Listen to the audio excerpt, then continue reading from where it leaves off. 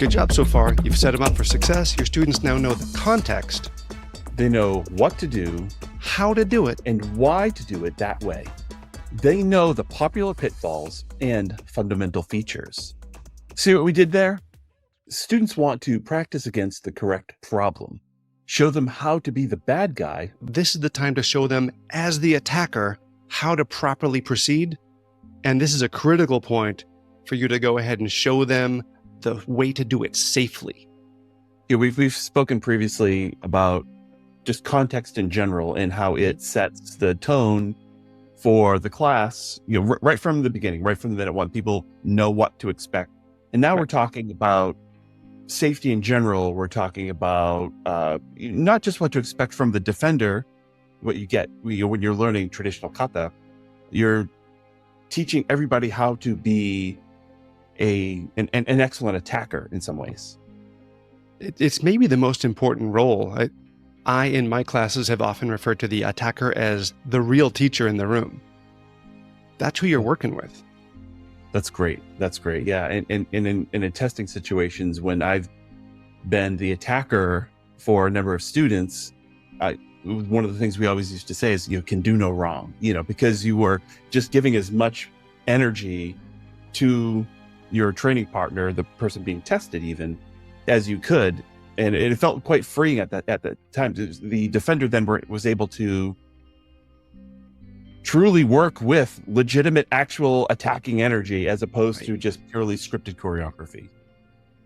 And let's face it, there's a reason that for a long time, Hatsumi Sensei was the only one in the Bujinkan that could give the Godan test, because he knew the energy, that attacker's presence, was the most critical factor, and he was the one he trusted to do it best.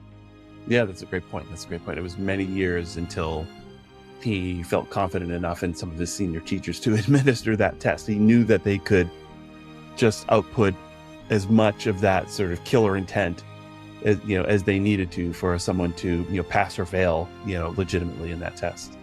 That the Godan test in the Bujinkan is maybe one of the points that really convinced me that it matters more the intent than the skill, than the physical skill. Because let's face it, if you imagine that he's as good as everyone thinks he is in the Bujinkan, if he wanted to hit a person who was sitting from behind with a sword, he was going to succeed every time. So for him to say, hey, we're going to set you up for success, my bad guy energy is so on point, it's going to give you the proper opportunity to practice this skill. Yeah. And that's what we want in every attacker when they're faced with another student. Can't expect that high level of skill, but we can demonstrate as instructors, this is how you attack most appropriately, and then hopefully they'll follow suit. Now, one of the big bonuses to doing a demonstration as the attacker, as the bad guy in this situation, or in the kata you're teaching, is that you can help introduce two sides of safety.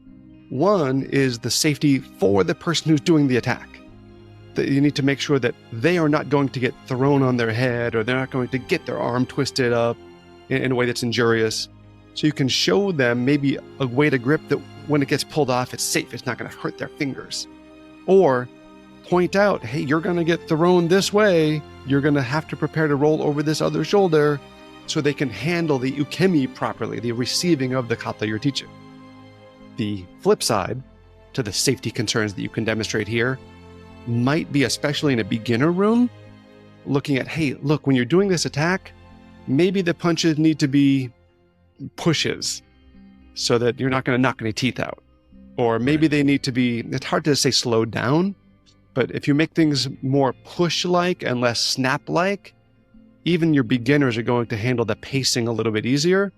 With that, still that good emotional energy, they'll be moving physically more safely with each other for both parties involved. Yeah, and I was thinking about that as well. When you have attackers and defenders understanding what that energy is supposed to be like and what those attacks are supposed to be like, and we put it in context of we are still in the kata teaching portion of the lesson plan here, there needs to be a why, right? And so sometimes telling people the why is enough. Sometimes experiencing the why is what they need. Way better. You really only go to experience the why when you have somebody attacking you in a way that would be a stimulus for the response, right? 100%.